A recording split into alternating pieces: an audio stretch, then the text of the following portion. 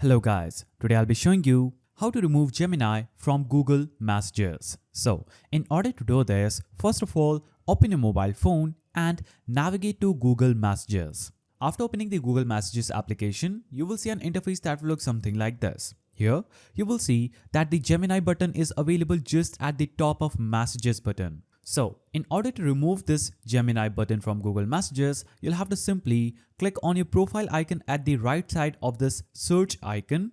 When you click on it, you will see this pop-up where you'll have to click on Messages Settings.